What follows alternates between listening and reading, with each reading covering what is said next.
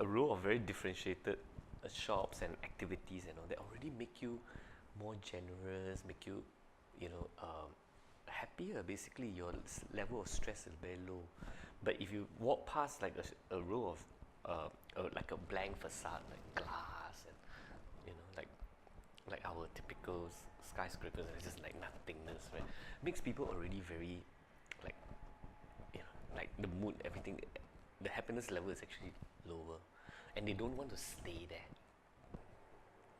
This thing about triangulation and fuzzy edges and all this. Now, if architects started to understand the science of this, you know, we'll be able to create better, because we actually, like when it comes to this kind of things, we are very intuitive, you know, we are like, oh, then we, you know, there's a, see, the architects is power hungry, that's the problem.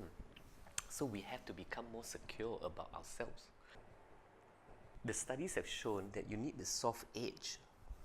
So we could create a structure for people who live there to create that edge.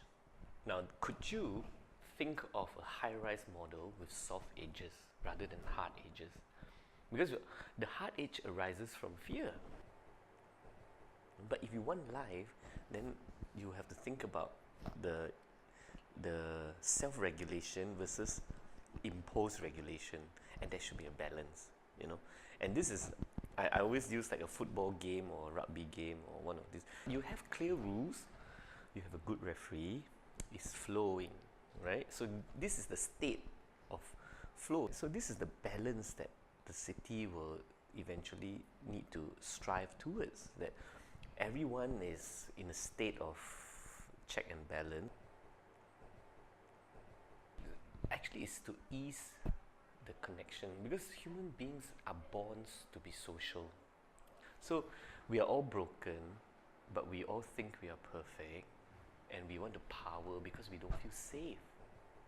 So how does the city help us to feel safe?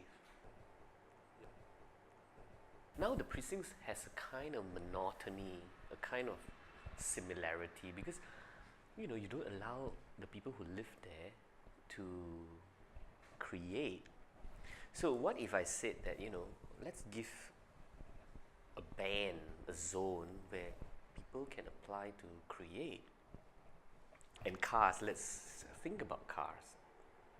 Slow them down or get rid of them as they go closer and closer to your domain. Let intercity, interstate, then when it comes down to the smaller roads, let it be slow. Let it be very, very slow. Let them deposit their cars before you come into the center. And then greenery should be small, medium, large, extra large, and maybe extra, extra large. 5 degrees. Green and blue should mix together. So blue collect water, run. So from the building, you would use biophilia, the green, to filter and bioengineer the water. So by the time it reaches the 5th degree, it's already clean water, and it flows into your reservoirs and into your lakes, and then you can display the water, use it, and then create a cycle. So after that, then it's human life. This is the red, they call it the red infrastructure. So you should create infrastructure for human life. You start to have this nodal tabula rasa cities that you create at high density, when you start to connect them together. But then you need to come back to do the small, like acupuncture points to the city, and eventually these two, you know, life shifts back in. So you keep trying to contain the sprawl of the city, you know. But why couldn't we, you know, think about this on a more vertical level?